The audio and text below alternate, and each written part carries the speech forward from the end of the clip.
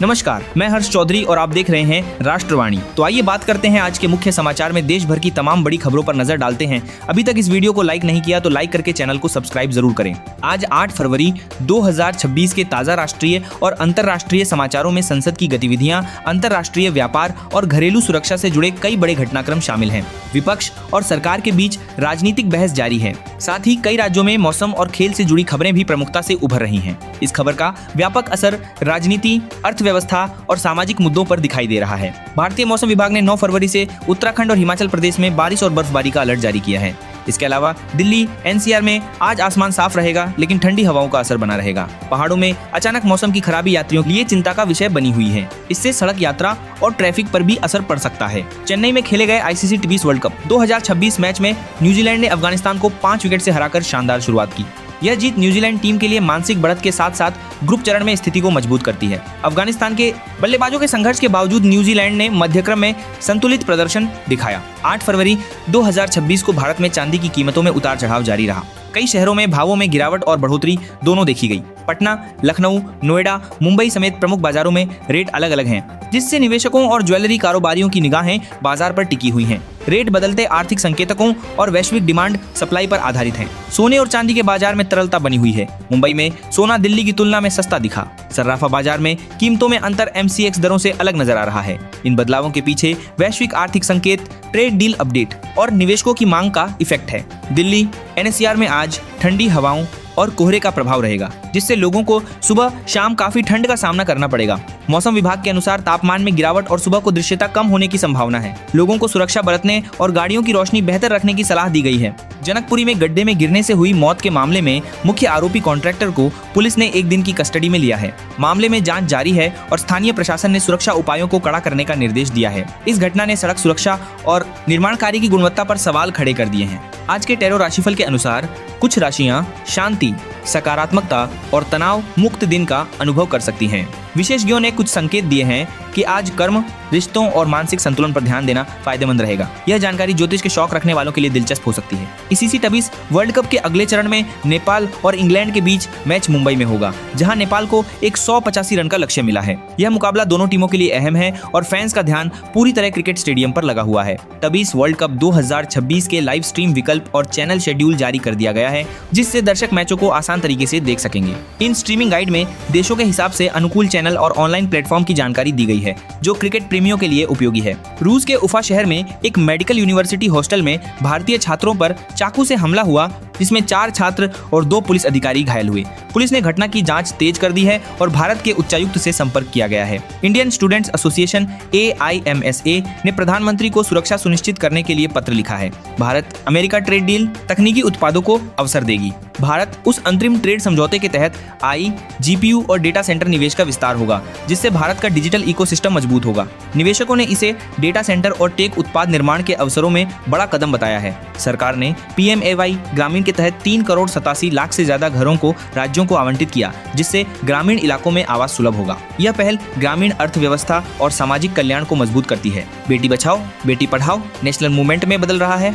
केंद्रीय महिला एवं बाल विकास मंत्री ने कहा है कि बेटी बचाओ बेटी पढ़ाओ न केवल एक योजना बल्कि पूरे देश में एक आंदोलन बन चुका है। इसके तहत जागरूकता, शिक्षा और सामाजिक भागीदारी बढ़ी है। Pulse self reliance mission launch हुआ। कृषि मंत्री शिवराज सिंह चौहान ने मध्य प्रदेश के सीहोर में पल्स सेल्फ रिलायंस मिशन शुरू किया, जिसका लक्ष्य खाद्य दालों और फसलों के उत्पादन में आत्मनिर्भरता को बढ़ाना है। AIIMS की संख्या बढ़ी, 23 से अधिक हुआ नेटवर्क। स्वास्थ्य मंत्री ने कहा कि all India institutes of medical sciences की संख्या बढ़कर 23 से अधिक हो गई है, जिससे उच्च स्तरीय स्वास्थ्य सेवा पहुंच में बेहतर होगी। UPSC ने परीक्षा उम्मीदवारों की सहायता के लिए अपने कॉल सेंटर के कामकाज के घंटे बढ़ा दिए हैं, जिससे सभी दिनों में मार्गदर्शन उपलब्ध रहेगा। भारत ने U19 वर्ल्ड कप में इंग्लैंड को 100 रनों से हराकर छठा खिताब जीता है। BCCI ने खिलाड़ियों और सपोर्ट स्टाफ को पुरस्कार की घोषणा की है। यह जीत भारतीय क्रिकेट की नींव मजबूत करती है।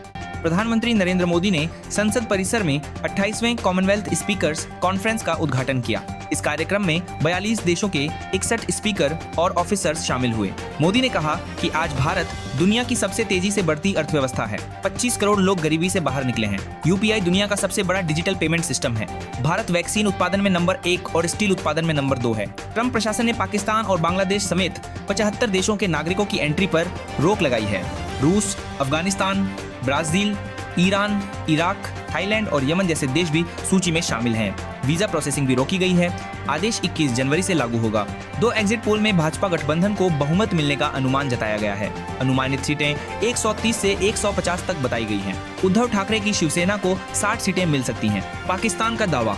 पाकिस्तान ने कहा है कि भारत से संघर्ष के बाद उनके फाइटर जेट्स JF-17 की मांग बढ़ गई है। दावा किया गया कि 6 मुस्लिम देशों, जिनमें बांग्लादेश भी शामिल है, से बात चल रही है। ताजमहल की असली कब्र खुली। आगरा में ताजमहल के अंदर मुगल बादशाह शाहजहां और मुमताज की असली कब्र को खोला गया। ASI और उर्स कमेटी ने फूलों की चादर चढ़ाई। 3 दिन तक ताजमहल में फ्री एंट्री रहेगी। जम्मू कश्मीर को 2 राज्य बनाने की मांग। सज्जाद लोन ने कहा कि जम्मू और कश्मीर के बीच सौहार्दपूर्ण अलगाव पर गंभीरता से विचार करना चाहिए। उन्होंने कहा कि कश्मीर को आतंकवादी बताने वाला रवैया स्वीकार नहीं है।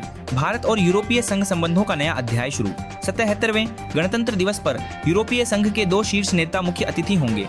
वे 25-27 जनवरी 2026 तक भारत की यात्रा पर रहेंगे। YouTube का बड़ा फैसला। YouTube ने बच्चों के लिए 3 नए फीचर्स जारी किए हैं, जिससे माता पिता बच्चों द्वारा देखे जाने वाले शॉर्ट वीडियो को नियंत्रित कर सकेंगे। यूपी में हेलमेट नियम कड़ा। अब बाइक स्कूटी पर पीछे बैठने वाले को भी हेलमेट पहनना जरूरी होगा। हेलमेट न पहनने पर 1000 रुपए जुर्माना और ड्राइवर का लाइसेंस निरस्त किया जा सकता है। अधिकारियों को सख्ती का आदेश जारी। BMC चुनाव में वोटिंग के दौरान सलमान खान, रणबीर कपूर, अक्षय कुमार और सायरा बानो समेत कई सितारों ने वोट डाला। 2026 के अंत तक नए वाहनों में V2V vehicle to vehicle alerting chip लगाना अनिवार्य होगा। कीमत में 50 से 70 रुपये तक बढ़ोतरी होगी। इससे वाहन आपस में अलर्ट दे सकेंगे। दूषित पानी से मौतों के मामले में कांग्रेस नेता राहुल गांधी पीड़ित परिवारों से मिलेंगे। CM ने कहा कि लाशों पर राजनीति बर्दाश्त नहीं। वहीं प्रदेश कांग्रेस अध्यक्ष जीतू पटवारी बोले कि CM की भाषा शोभा नहीं देती। मायावती का 70वां जन्मदिन पर प्रेस कॉन्फ्रेंस के दौरान शॉर्ट सर्किट से धुआं निकला, जिससे अफरा तफरी मच गई। उन्होंने न सवाल लिया और न ही केक काटा, तुरंत वापस चली गईं। PM मोदी का बयान। मोदी ने कहा कि विश्वनाथ से रामेश्वरम तक एक उत्सव, एक भारत, श्रेष्ठ भारत और विविधता में एकता का पर्व देखने को मिलता है। यह काशी तमिल संगम जैसा है। जयपुर में सेना का पैराडे ग्राउंड SMS स्टेडियम में ऑपरेशन सिंदूर में शहीद जवानों को सम्मान दिया गया। जवान की माता मेडल लेते समय बेहोश हुई। रक्षा मंत्री राजनाथ सिंह मौजूद रहे। उत्तर भारत में कड़ाके की सर्दी। श्रीनगर में पारा 5.2, डल झील जम गई। राजस्थान में 3, हरियाणा में 0 के करीब। उत्तराखंड के 2 जिलों में स्कूल बंद। स्विगी जेप्टो 10 मिनट डिलीवरी हटाई। केंद्र सरकार के निर्देश के बाद स्विगी और जेप्टो ने 10 मिनट डिलीवरी का दावा हटाया। ब्लिंकिट ने 1 दिन पहले ही ऐसा किया था। रायपुर में एक कैदी ने 700 गीता श्लोक कंठस्थ किए। वह देश का पहला बंदी बना जिसे गीता व्रती उपाधि मिली। परिवार और दोस्तों ने उसे छोड़ दिया था, गीता ही उसका सहारा बनी। हरियाणवी सिंगर्स पर कार्यवाही। हरियाणवी सिंगरों के 67 गाने बैन होंगे। इनमें मासूम शर्मा के 19 गाने शामिल हैं। नरेंद्र भगाना, आंसू ट्विंकल समेत 29 सिंगर पुलिस रडार पर हैं। प्रयागराज माघ मेला। माघ मेले में लाखों श्रद्धालुओं ने संगम पर स्नान किया। कई लोग लेट कर स्नान करते नजर आए। कुल 36 लाख श्रद्धालुओं ने डुबकी लगाई। छत्तीसगढ़ हाईकोर्ट का फैसला। लिव इन में रहना पति पत्नी का वैध संबंध नहीं माना जाएगा। बिना तलाक दूसरी पत्नी बच्चों को कानूनी हक नहीं मिलेगा। पहली शादी के बच्चे मान्य होंगे। अखिलेश यादव का बयान। अखिलेश यादव ने मायावती को जन्मदिन की बधाई देते हुए कहा कि वे भाजपा को ललकारती रहें। बसपा ने इसे जन कल्याणकारी दिवस के रूप में मनाया। पासपोर्ट रैंकिंग जारी। दुनिया के सबसे शक्तिशाली पासपोर्ट की रैंकिंग में भारत 85वें से बढ़कर 80वें स्थान पर आया। अब 55 देशों में वीजा फ्री एंट्री। पाकिस्तान 5वां सबसे कमजोर और बांग्लादेश 8वां सबसे कमजोर। सिंगापुर लगातार नंबर 1 पर। छत्तीसगढ़ ज्वेलरी दुकान नियम। छत्तीसगढ़ के बाद बिहार, राजस्थान, यूपी और झारखंड में भी बुर्का, नकाब या घूंघट में आने वाली महिलाओं को ज्वेलरी दुकानों में प्रवेश नहीं मिलेगा। पुरुष हेलमेट पहनकर भी नहीं जा पाएंगे। यह सर्राफा एसोसिएशन का निर्णय है। शख्सगाम घाटी पर भारत का रुख। आर्मी चीफ उपेंद्र द्विवेदी ने कहा कि शख्सगाम घाटी पर पाकिस्तान चीन समझौता अवैध है, भारत इसे नहीं मानता। यह क्षेत्र 5,180 वर्ग किमी है और CPEC कॉरिडोर यहीं से गुजरता है।